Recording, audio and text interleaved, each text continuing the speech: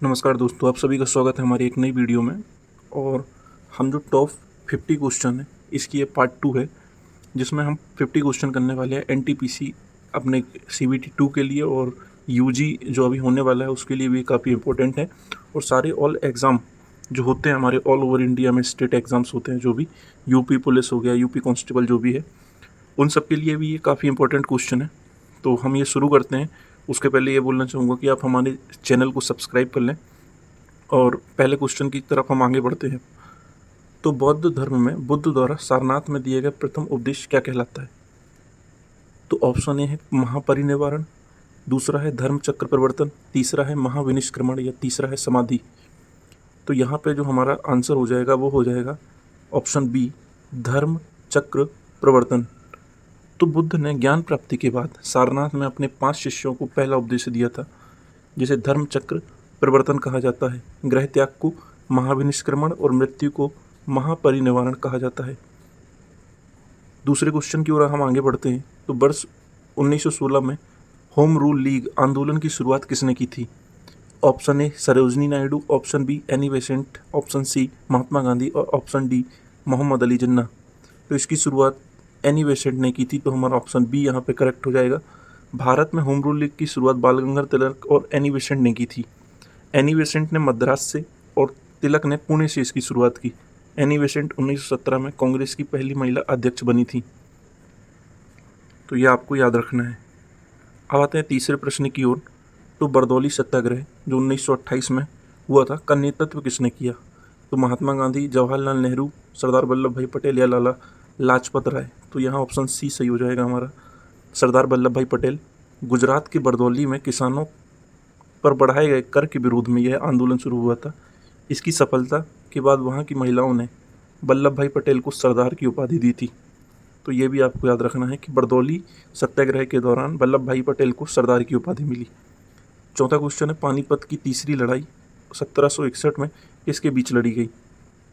बाबर इब्राहिम लोदी, अकबर हेमू, मराठा और अहमद शाह अब्दाली, या अंग्रेज या सिराजुद्दौला। तो यह मराठा और अहमद शाह अब्दाली के बीच लड़ी गई। पानीपत की तीसरी लड़ाई 14 जनवरी 1761 को हुई थी, जिसमें अहमद शाह अब्दाली ने मराठाओं को पराजित किया था। प्रसिद्ध पुस्तक रजत रंगनी के लेखक कौन है? तो ऑप्शन ए है Kalidasa, option B Kalhana, option C Banabhatta, option D Vishakhadatta. तो इसका आंसर हो जाएगा हमारा option B, Kalhana. Rajatarangini Sanskrit भाषा में रचित एक ऐतिहासिक ग्रंथ है, जिसमें कश्मीर के इतिहास के बारे में विशेष जानकारी मिलती है। ये आपको याद रखना है। आते हैं क्वेश्चन नंबर 6 पे। सिंधु घाटी सभ्यता का प्रसिद्ध बंदरगाह शहर लोथल वर्तमान में किस राज्य में स्थित है? राजस्थान, पंजाब, गुजरात या हरियाणा। तो यह हमारे गुजरात में स्थित है। लोथल भोगवा नदी के किनारे गुजरात के अहमदाबाद जिले में स्थित है। यह सिंधु घाटी सभ्यता का प्रमुख गोदीबाड़ा यानी डॉकयार्ड था। आते हैं 7वें क्वेश्चन की ओर। अष्ट अध्यायी ग्रंथ की रचना किसने की थी? Option A Patanjali, option B पढ़ानी, option C Kautilya, option D Ved व्यास।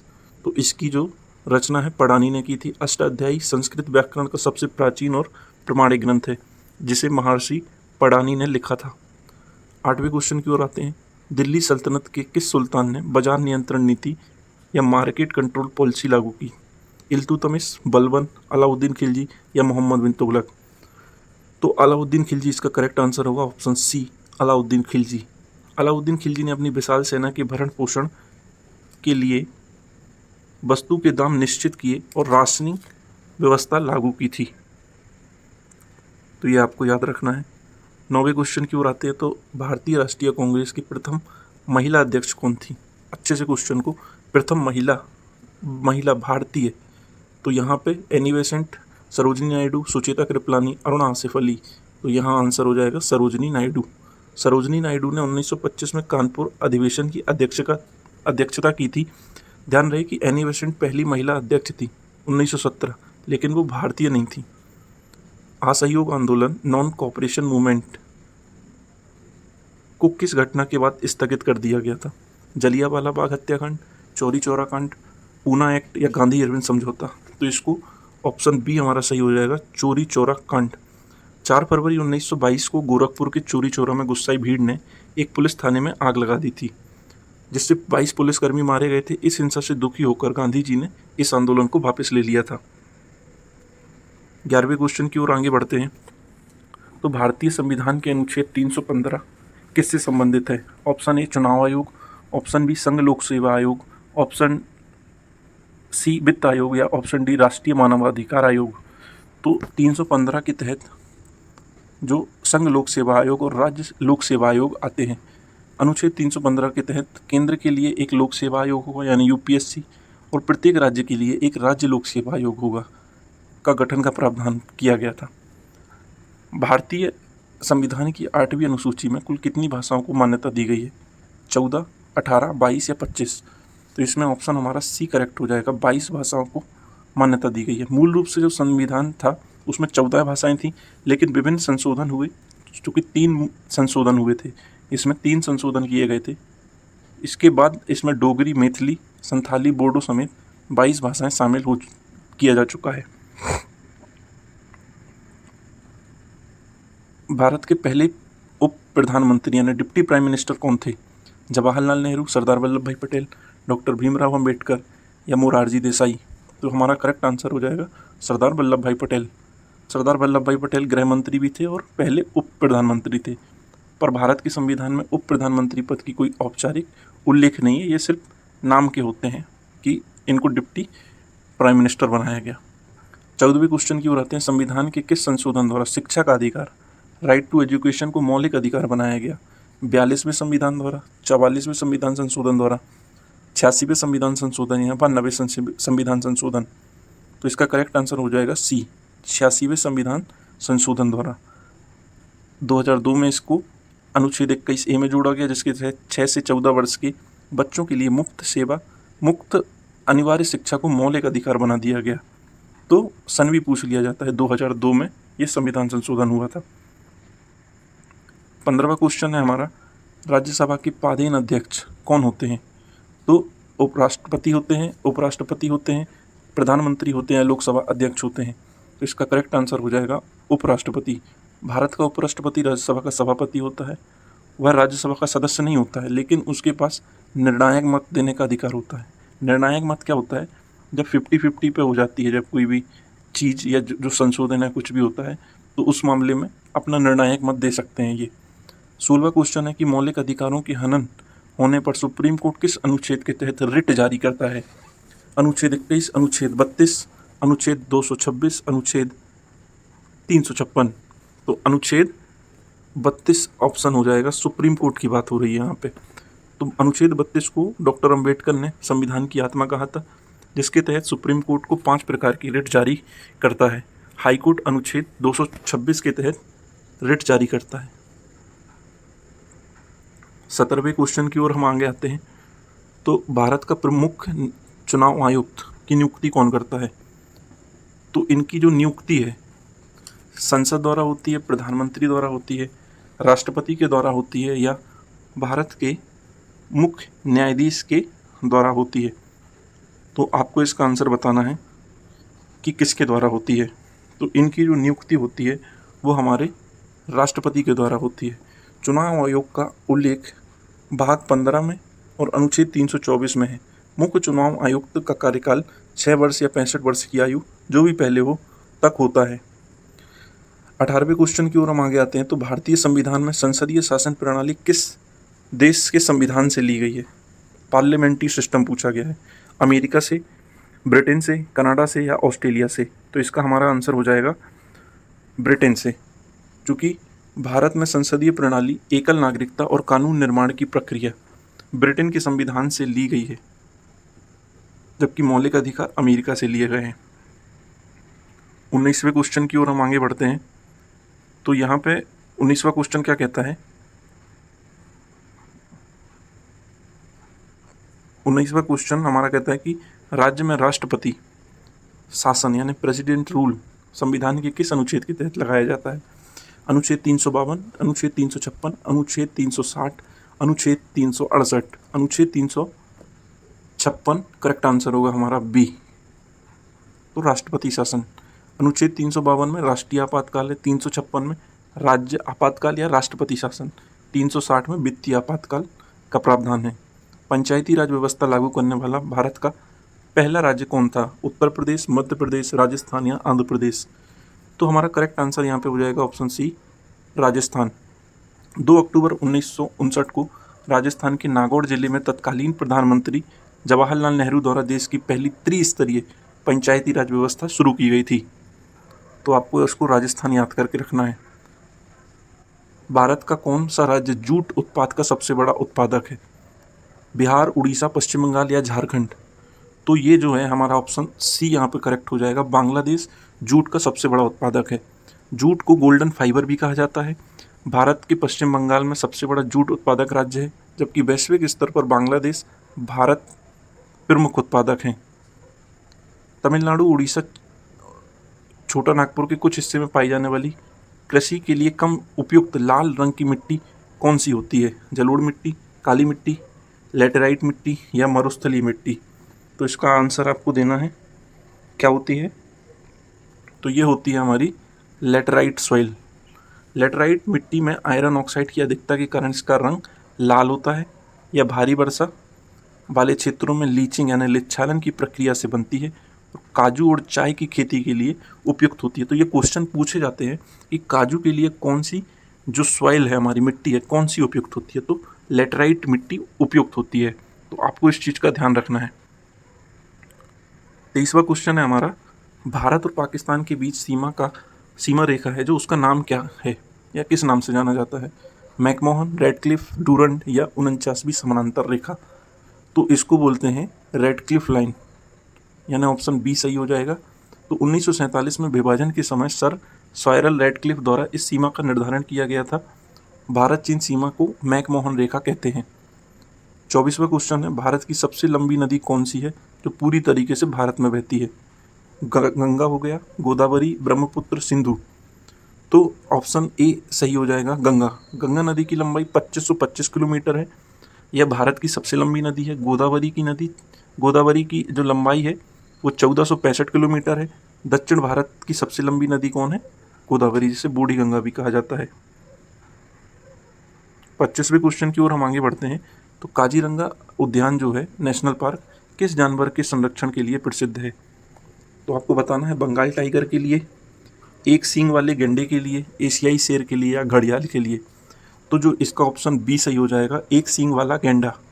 काजीरंगा राष्ट्रीय उद्यान आसाम में स्थित है और यह दुनिया का 2/3 एक सींग वाले गैंडे का घर है। यह यूनेस्को की विश्व धरोहर सूची में भी शामिल है।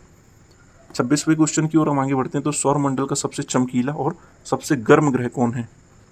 बुध, शुक्र, मंगल या बृहस्पति?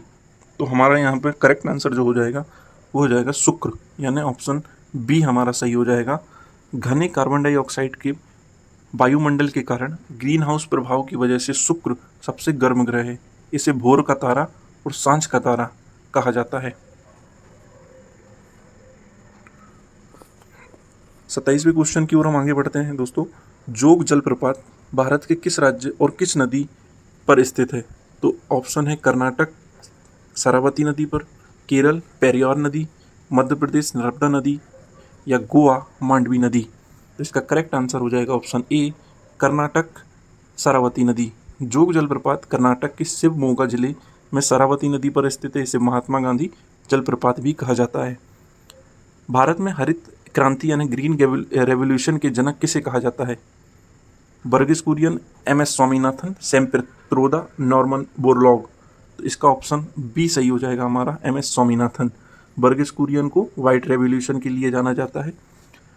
भारत में 1960 में के दशक में उच्च उपज वाली बीज HYV के उपयोग से खाद्यान्न उत्पादन बढ़ाने का श्रेय डॉक्टर स्वामीनाथन को जाता है। वैश्विक स्तर पर इसके जनक नॉर्मन बोरलॉग थे। 29वें क्वेश्चन की ओर हम जब आगे बढ़ते हैं, तो कौन सा जल डमरू माध्य भारत और श्रीलंका को अलग करता है? मलक्का जल डमरू माध्य, पाक जल डमरू माध्य, सुंडा जल डमरू माध्य या बेरिंग जल डमरू माध्य? तो ऑप्शन बी हमारा करेक्ट हो जाएगा, पाक जल डमरू माध्य। पाक जलडमरू माध्यम के तमिलनाडु राज्य और श्रीलंका के उत्तरी प्रांत में एक स्थित जल संयोजक है।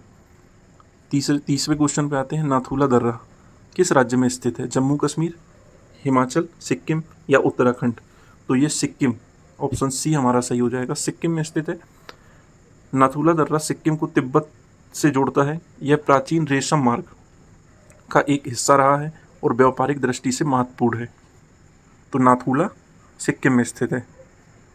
मानव मस्तिष्क का कौन सा भाग बुद्धि, स्मृति और भावनाओं का केंद्र होता है? ऑप्शन ए है हमारा cerebellum, option B cerebrum, option C medulla oblongata, option D hypothalamus. तो ऑप्शन हमारा यहाँ पे कौन सा सही हो जाएगा? सेरिब्रम। ऑप्शन हमारा यहाँ पे सेरिब्रम सही हो जाएगा, ऑप्शन बी सेरिब्रम। जैसे प्रमस्तिष्क मानव मस्तिष्क का सबसे बड़ा भाग होता है जो सोचने, तर्क करने, याद करने, भावनाओं को नियंत्रित करने का काम करता है। 32वें क्वेश्चन पे आते हैं। उच्च तापमान को मापने के लिए किस उपकरण का उपयोग किया जाता है? बैलोमीटर, पायरोमीटर, अमीटर या fluxmeter? Option B pyrometer. Pyro का मतलब होता है बहुत तेज हीट। तो पायरोमीटर का उपयोग अत्यधिक गर्म वस्तु जैसे सूर्य, भट्टी, तापमान मापने के लिए किया जाता है।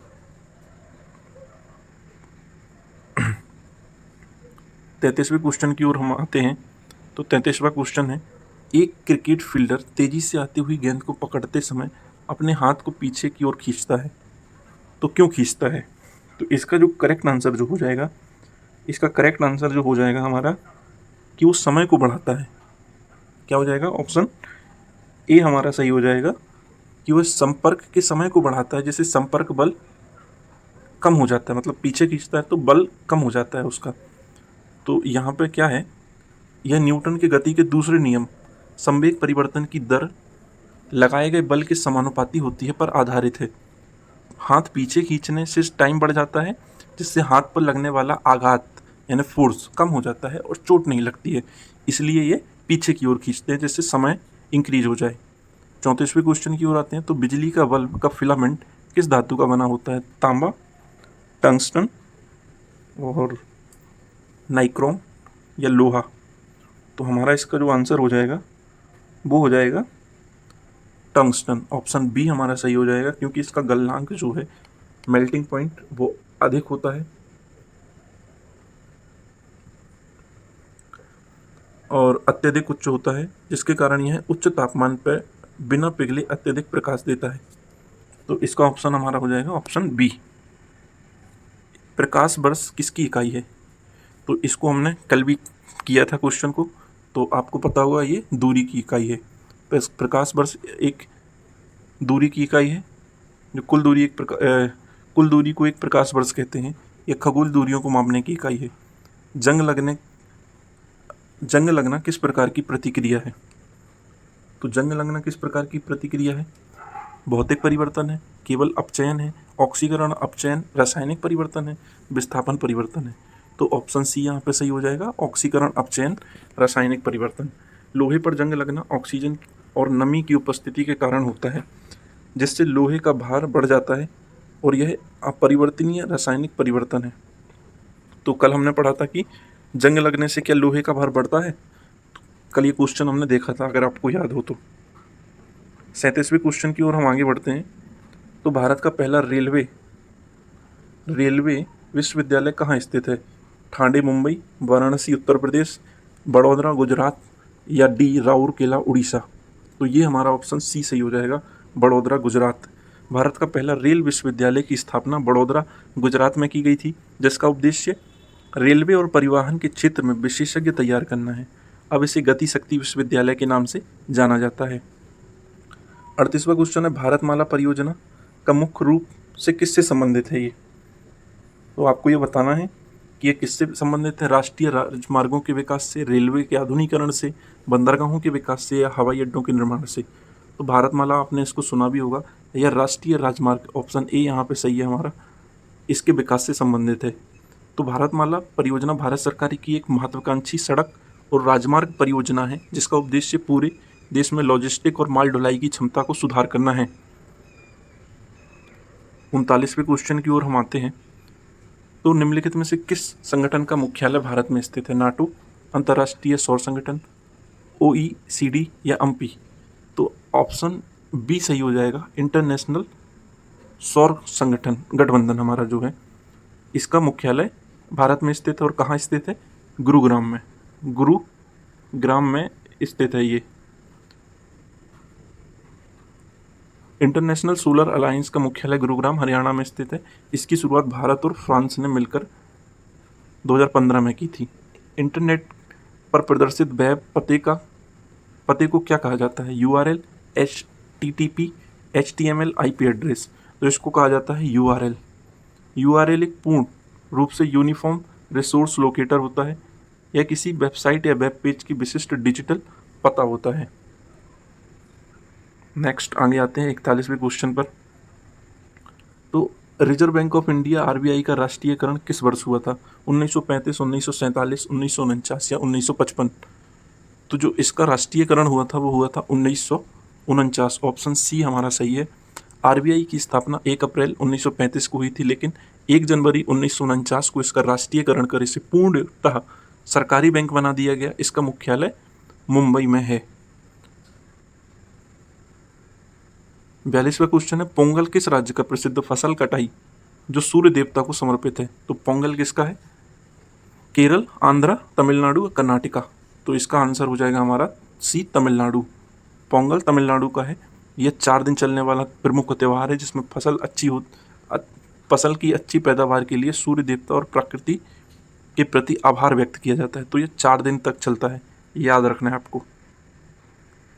44वें क्वेश्चन की ओर आगे बढ़ते हैं।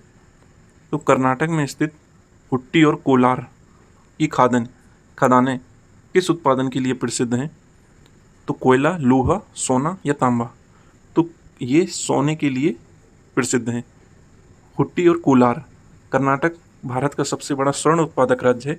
कोलार गोल्ड फील्ड KGF अब बंद हो चुकी है, लेकिन हुट्टी गोल्ड माइंस वर्तमान में देश की प्रमुख कार्यात्मक सोने की खान है। 45वां क्वेश्चन है, प्रसिद्ध पर्यावरण कार्यकर्ता सुंदरलाल बहुगुणा किस आंदोलन से जुड़े थे? नर्मदा बचाओ आंदोलन, चिपको आंदोलन, अचिपको आंदोलन या साइलेंट वैली आंदोलन?